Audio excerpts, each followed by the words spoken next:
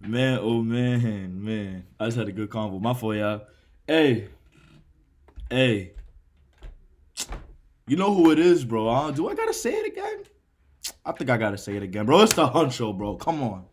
You know who I am. I shouldn't even have to say it. Today, we looking at cases where they had insane plot twists. Obviously, this is my first reaction too. I don't know what's gonna happen. So we finna watch it together. Hey man. Also, I'm eating dinner, so don't mind me, bro. Got some good old Indian What is food. up, Ewu crew? Today we Say are taking Ewu? a look at 3 more cases that have unexpected Well, I didn't even or see the first shocking 3, so. twists. Some of these stories are so bizarre, you just might not believe they are real, but they are all true. Let's get into it. Oh, you see my Indian food? In today's first case, the world of fantasy on the Shout out internet India. collided dramatically with reality. It is the case of a tragic love triangle and the lengths that people will go to for attention and revenge. In May 2005, 46-year-old Thomas Montgomery, a married father with 2 children, found a fantasy escape within the chat room of the popular gaming site Pogo. Though the site was aimed for the use of teenagers, it was perfect for Thomas. Exploiting the anonymity of the internet, he created a profile with the name Marine Sniper, where he pretended to be a young Iraq-bound Marine. Thomas chose the handle as a callback to the 6 years he had served in the military when he was younger. Though his name suggested he was a sniper during that time, he never actually trained as one, furthering the fantasy element of his online profile. At first, the chat room was a place of escapism for Thomas, a place for him to feel young and robust. But soon, one of the players on the site, by the handle of Tall Hot Blonde, caught his attention. The two started chatting, and Let me tell you something. Them online dating craps be freaking sick. Don't fall for that stuff, bro. Yo.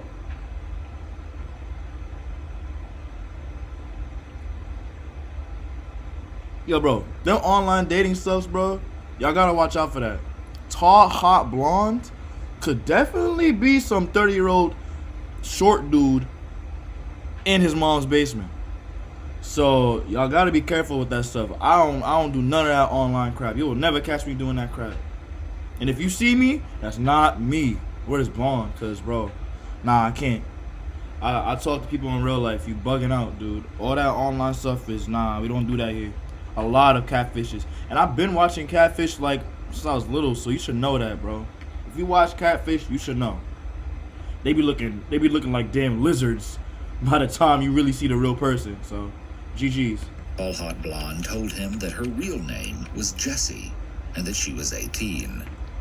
Jessie told him she was from West Virginia and that she was a senior in high school who played softball. West Virginia. Thomas responded by telling her that he went by Tommy and that he was also 18. Believing that they would never meet in real life, he saw no harm in the lie. The two began to flirt over the chat, which after some time escalated into a full-blown internet romance. As their online courtship progressed, Jessie began to send Thomas photos of herself, which became progressively more provocative. Thomas returned with photos of himself from 30 years earlier, ones where he was almost unrecognizable to how he looked now.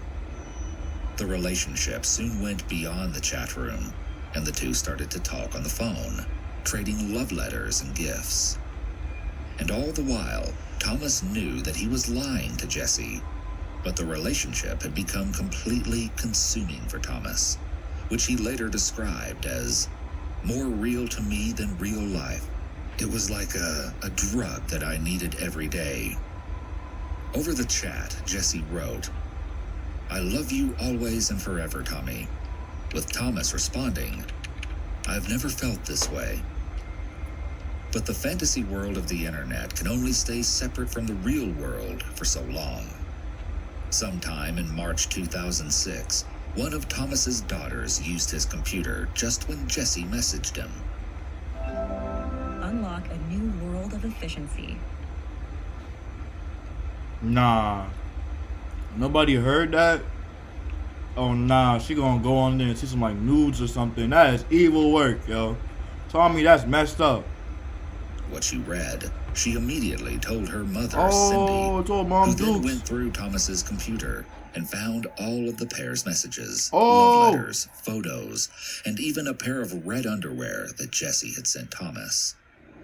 Enraged and hurt by the lies and deceit of her husband, Cindy took matters into her own hands Get him, Cindy. and messaged Jesse back. Yeah, Cindy. She sent a photo of their family and wrote, "Let me introduce Oh my you to God. these people. The man in the center Yo, is I'm Tom, eating. my husband since Nigga look 1989. He is 46 years old. Oh. Do not trust words on a computer. Let this go. You will only be hurt by a man who had mastered the art of manipulation and lies." Jesse responded with horror, texting Thomas and telling him that she hated him and that he should be put in jail for what he had done. But the Low-key. saga didn't end there. Dealing with her own heartbreak, Jessie went through denial, and she ended up tracking down one of Thomas's co-workers, 22-year-old college student and part-time machinist Brian Barrett. Over a chat room where Brian used the username Beefcake, Jessie asked him if what Thomas's wife had told her was true. It wasn't long Nigga, before Beefcake. Jessie and Brian started an affair of their own, sparking enormous jealousy in Thomas, who watched their flirting over the chat room and heard about it from coworkers in real life. As he grew angrier about Jessie's new love, Thomas messaged her saying that Brian will pay in blood, Yo. and calling her a variety of offensive names. To retaliate, both Jesse and Brian told everyone on the forums his true age. Oh. Yet during all of this, Jessie appeared torn between her first romance and her new relationship with Brian. Frequently, she would message Thomas to tell him that she missed him and that she wished they could be together. Now that Jessie knew about his family and his real age, Thomas felt like he had hit the jackpot and that an attractive young girl liked him for who he really was. Even though the two seemed to rekindle their romance, Jessie once again called it off. Yeah, that's After weird. some time, she began talking to Brian again, and this time, Thomas's jealousy at Jessie's betrayal turned into something even darker. With Thomas out of the picture, Brian and Jessie's romance flourished, and the two decided to meet in person for the first time. Brian planned to drive to West Virginia, West but Jessie Virginia. texted him at the last moment to cancel. Somehow, Thomas learned about the couple's plan, and his rage at the rejection drove him mad. Damn. Just as Brian was leaving Tommy, work chill. on September 15th, 2006, Thomas sought his revenge against the man he believed had stolen his love from him. Brian was found bread. dead in the parking lot where both men worked, with 3 bullet wounds from a military rifle. Damn. During the ensuing investigation, Thomas and Brian's co-workers told police about the internet love triangle. The police worried that if Thomas was capable of killing Brian, that he might also I'll pop hurt you Jessie. too. But when they tracked her down to see if she was all right, She was they gone. discovered a shocking secret. What happened? When police arrived at Jesse's address, a woman named Mary Schuyler opened the door. Under the pressure of police questioning, 45-year-old Mary. revealed a tangled web of deception and lies. Bomba clutch. She was Jessie. So y'all was the same Mary had been age. catfishing both Brian and Thomas, just as Thomas had done with her. The photo she used to create No. her fake Don't say it like it's a revenge shit. You was 45 this whole time. So if you was 45 this whole time, why not just go with Thomas then? Why are you still if Yo, bro, this is some West Virginia crap. There's no way. Son. You are 45, Thomas is in his 40s too. Why didn't y'all just be honest and go together? Y'all old! Yo, bro. Wow, bro. online profile were of Mary's own real daughter, Jessie. The real Jessie had no idea that her mother had taken the pictures of her, never mind was using them to talk to men online. Though Mary had never intended that Thomas would kill Brian over her and all of them are chopped cheese. online romances, she had played with both men's feelings, knowing that she was lying the entire time. What's more, it is reported that Mary had a husband of her own, who divorced her shortly after she confessed her secret plot to the police. Thomas was initially charged with second-degree murder. He pleaded guilty to a reduced charge of first-degree manslaughter and received a 20-year sentence. Prosecutors attempted to charge Mary with... You know damn well if he was black, he would have got life. You telling me he got 20 years from dropping two people?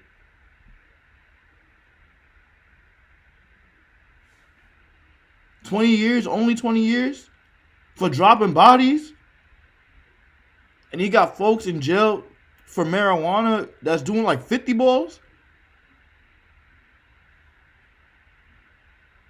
something for her role in the tragic and deadly love triangle, as many believed she had provoked Thomas into his jealous rage, all for a fake online relationship.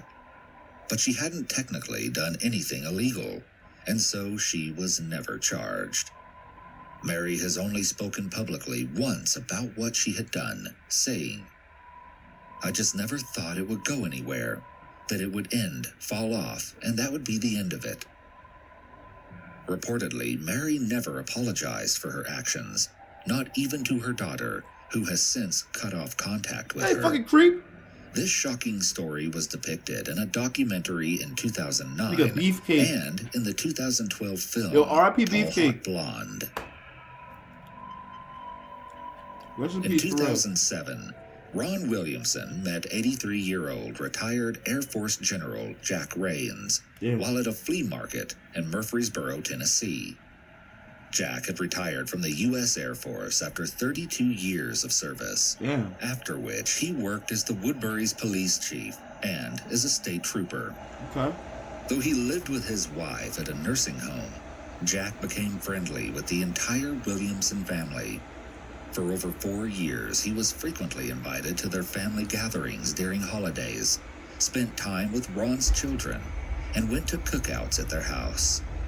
Ron's wife, 39-year-old Tina, especially hit it off with Jack, and the two became instant friends. Tina and Jack eventually went into business together, where they bought and sold used cars. Because of their work together, the two opened a joint checking account. Jack and Tina spent large amounts of time together and grew incredibly close. On They fell in love. August 31st, Tina was picked up at her home by Jack, and the two went for breakfast together and ran some errands before he once again dropped her off. The next day, on September 1st, Ron and Tina went to visit Jack at his home. As soon as they arrived, they realized something was off. They had a key to the house and let themselves in. Inside, they found Jack dead, sitting at his kitchen table in his underwear and undershirt. Damn. Ron reported the murder to the police, telling them that it looked like there had been a robbery. It was uncovered that Jack had likely died the day before he was found, on August 31st. Jack had been shot multiple times, including 5 gunshot wounds directly to the back of his head. Investigators soon realized that the crime scene had been staged to resemble a robbery, Hey, the investigator kinda bad. but there was no evidence of a forced entry, and many valuable items were still in the house. Police soon had a suspect in mind for the gruesome and shocking murder, Tina. She was arrested on December 4th. The police were alerted to her as a suspect because of her strange behavior after Jack's death, especially considering how close the two of them had been. Tina was arrested on the basis that she owned a gun that matched the bullets used to kill Jack, but there was no physical evidence such as fingerprints to tie Tina to the crime scene. However, just before her arrest, a witness came forward with evidence of their own. Betty Olson, Tina's close friend, had been contacted by detectives when they saw that she had been called by Tina following the time that Jack had died. She told detectives that on August 31st, she picked Tina up a block away from where Jack lived.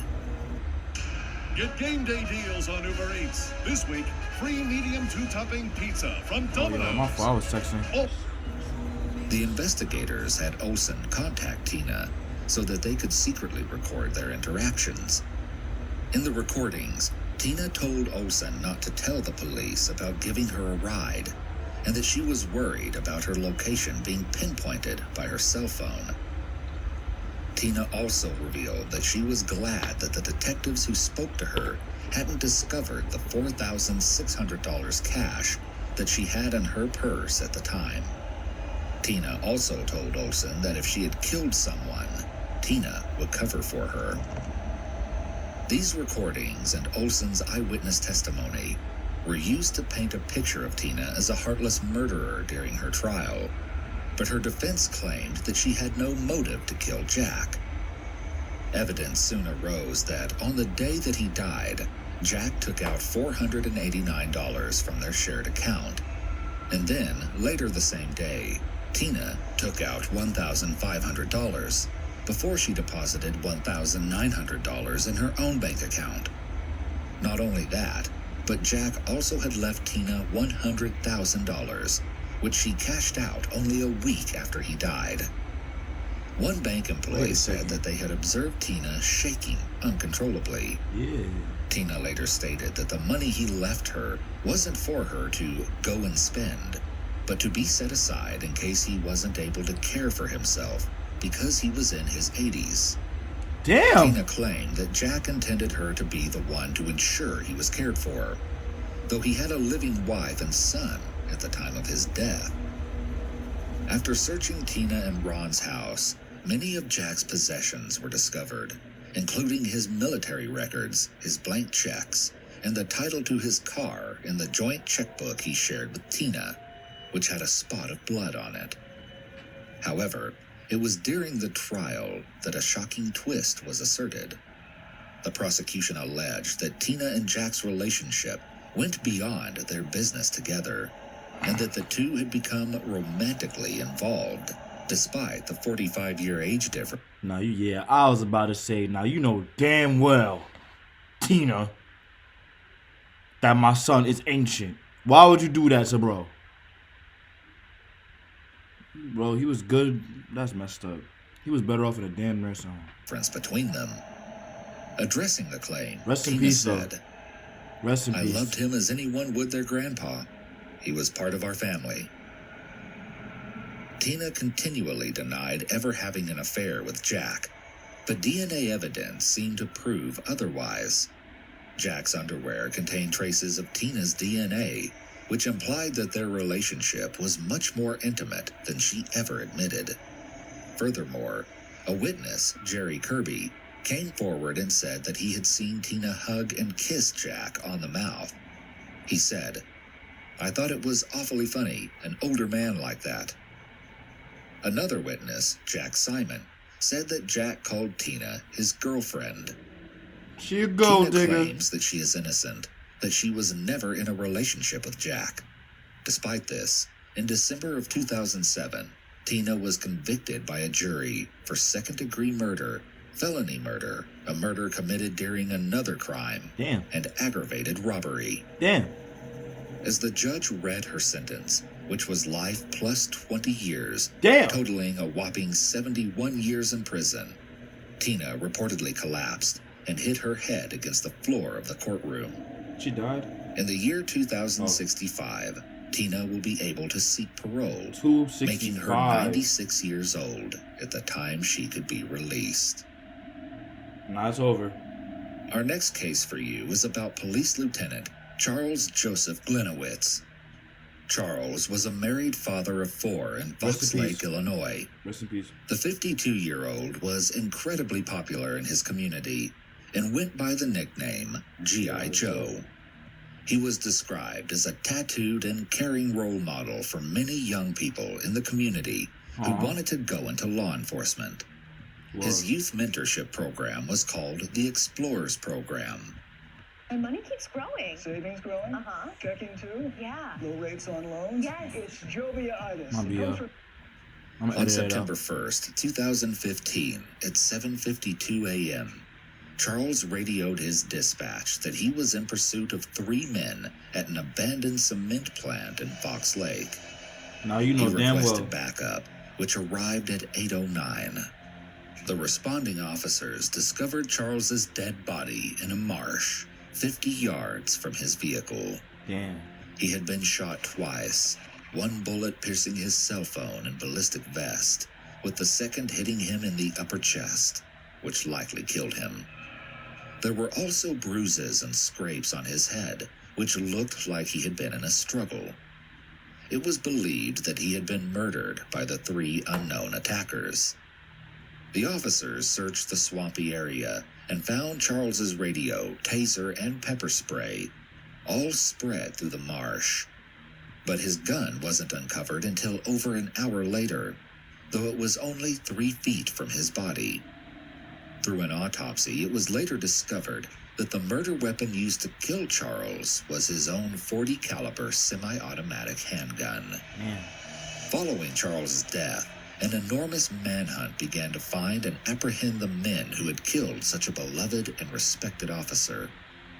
Over 400 officers and volunteers were part of the search on foot, in Damn. cars, helicopters, on horseback, Damn. and operating drones. Charles's case gained national attention, and the ATF and FBI became involved. The first lead came the day following Charles's death, when a woman named Kristen Kiefer called to tell officers that while she was on the side of the road in Volo, Illinois, she had been approached by 2 men from a cornfield. She said that the men tried to steal her car, and she escaped by running away.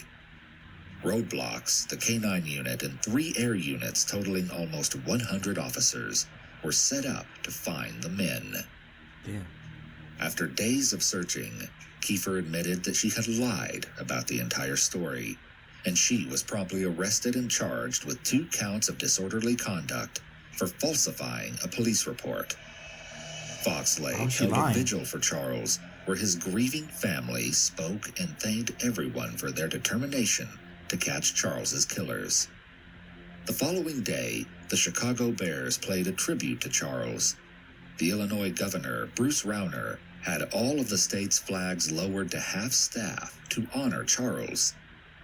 His funeral was attended by thousands from across the country, many of whom were other officers. The procession spanned 18 miles long, and thousands of viewers took to the streets to watch. After so much publicity following Charles's death, those tasked to find his killers were more determined than ever. Over 125 officers were on the case for multiple weeks, working for almost 25,000 hours. Damn. However, not everyone was convinced by the story that 3 men had overpowered and killed Charles. One man in particular took issue with how the evidence of the crime scene was being interpreted. Joseph Battaglia, a former Chicago officer, took it upon himself to start contacting police agencies and the media to tell them that he thought Charles intentionally shot himself. After 2 months of continuing investigation, a shocking twist was revealed. Charles hadn't been murdered at all. Instead, he had staged an elaborate crime scene to make it look as though he had died in the line of duty, to cover up the fact that he had shot himself twice. But this was just the beginning of the shocking revelations. Charles had been embezzling tens of thousands of dollars from the Fox Lake Police Explorer program. He had used the money to pay for his own mortgage, travel, gym memberships, and subscriptions to adult websites. He also used the money to stockpile military gear, including Kevlar helmets, radios, gas masks, and hundreds of gun belts. But that's not all. Disturbing occurrences were uncovered involving harassment, suspensions, alcohol abuse, and an incident where Charles threatened an emergency dispatcher with a gun. Eventually, over 6,500 text messages that Charles had deleted were recovered, which showed that he had intended to take out a village administrator named Anne Marin, who had started an audit of his Explorers program. Her audit would have uncovered his embezzling. Allegedly, Charles had even contacted a prominent gang member to kill Marin for him. Small packages of cocaine were found in his desk, which investigators believe he had used to attempt to frame Marin as a Damn! current criminal before she could expose him. Marin later commented, "When I heard he was concerned that I was asking tough questions about the Explorer program, it only confirmed to me that asking the tough questions was the absolute right thing to do." However, she has shared that she had no idea about his sinister plot and the extreme lengths he was planning to go to in order to get rid of her. When Charles believed that his crimes were about to be brought to light, he faked his own murder in the hopes to keep it all a secret. All tributes to Charles were removed, and his wife Melody was taken to court over money laundering. Though she pled not guilty, her trial is still pending in 2021. The public's outpouring of grief over Charles's death quickly turned to horror at his betrayal. The task force commander in charge of the bizarre investigation has lamented, "Glenowitz committed the ultimate betrayal. This is my first time as a law enforcement officer in my career that I felt ashamed by the acts of another police officer." In the end, it is reported that the first 3 weeks of this wild goose chase alone cost taxpayers more than $300,000 to pay law enforcement working on the case. Much of this substantial cost stemming from overtime. Damn. Charles's memory went from being a celebrated hero to a criminal. A sign with his picture was defaced with the words, "Forgotten, lied, stole, disgraced." Damn. These videos be heavy. Heavy. Damn, bro. I got no words, bro. All them, every story was beast. I got no words, y'all. I'm not even gonna lie, man. Look, y'all be careful who y'all be around, man. Gotta be honest with yourselves. You can't be on the internet too much. And yeah, man, just can't trust everybody, bro. You can't. Nonetheless, though, hey, man, it's K the Huncho, bro. Look, y'all gotta stay safe, bro. Y'all gotta stay dangerous, bro. Y'all already know, man. Yeah. Yeah. Love y'all like cook food. Like and subscribe, bro. Dope boy Ty said what's up. He's gonna be back here soon. We're gonna see you later.